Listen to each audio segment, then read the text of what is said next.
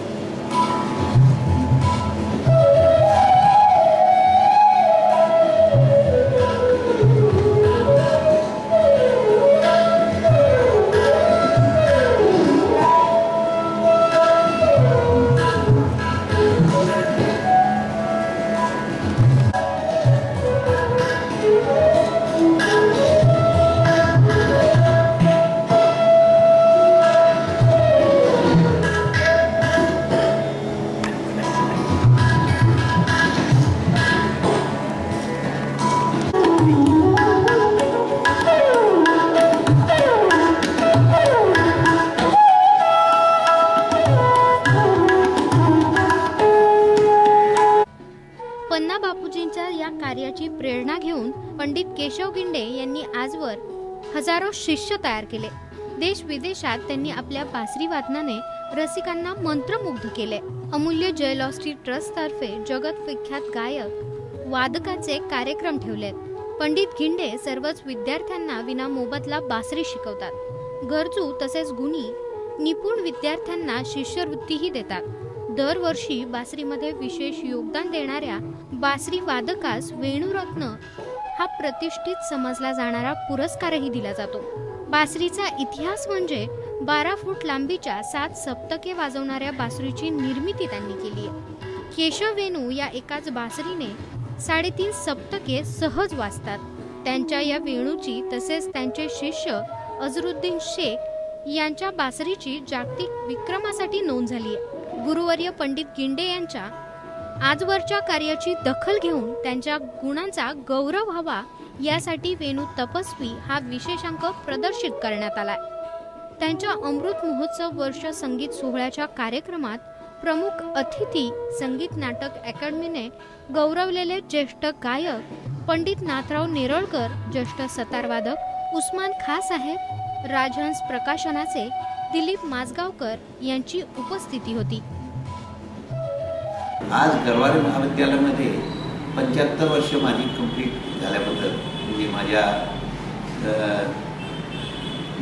अमृत महोत्सवानिमित्त हा कार्यक्रम आणि आम्ही दरवर्षीप्रमाणे पंडित पन्नालाल घोषांच्या जयंतीसाठी एक समारोह करतो। असा दोघांचा एकत्रित कार्यक्रम केलेला आहे। यामध्ये पंडित ऋणू मुजुमदार, नंतर विजय कोपरकर आणि माझे शिष्य दीपक भानुसे असं तिघांचा कार्यक्रम आहे आणि याबरोबर माझा सुद्धा गौरविका अंक काढलेला आहे माझ्या शिष्याने.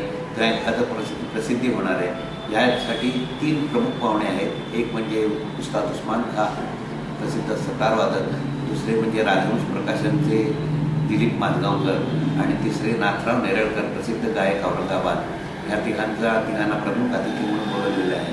आणि या वेळेला सर्व रसिकांना आम्ही आमंत्रित केलेलं आहे आणि त्या आता जवळजवळ संपूर्णपणे तो रसिक वर्ग तुडुंब भरलेला आहे आणि त्यांनी पूर्णपणे दाद अशी दिलेली आहे की आता काय त्याच्यासाठी शब्दच नाही आहेत की यासाठी बासरीसाठी आम्ही केलेला जो गेल्या 25-27 वर्षातला प्रयत्न या रसिकांच्या तुडुंब प्रेमाने भरलेला आज मी पाहतोय.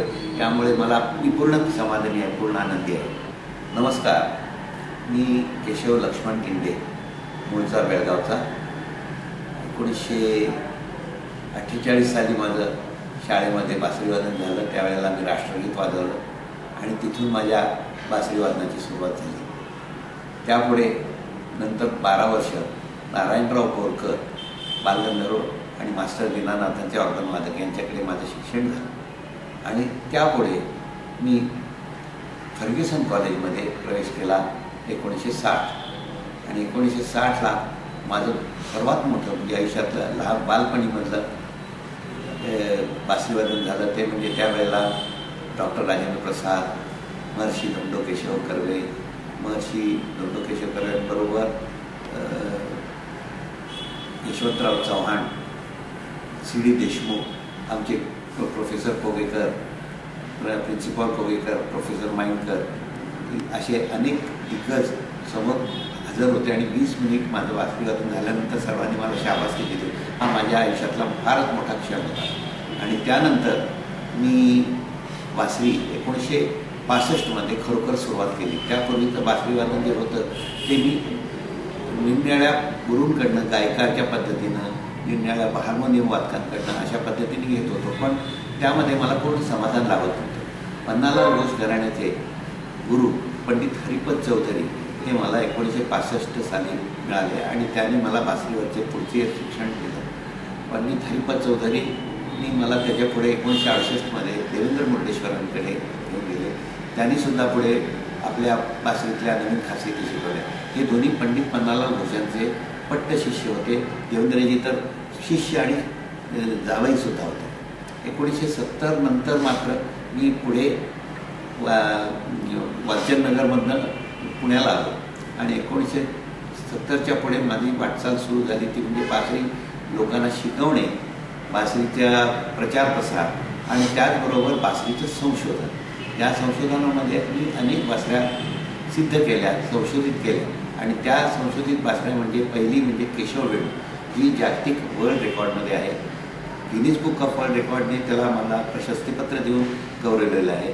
लिम्का बुक ऑफ रेकॉर्ड्सने ही जगातली सर्वोत्तम बासरी की जिच्यामध्ये 4.25 सप्तकाचं म्हणजे 3 सप्तक 3.5 सप्तकाहून अधिक असे वादन करता येतं. ही एकमेव बासरी अशा प्रकारचा उल्लेख केला आहे.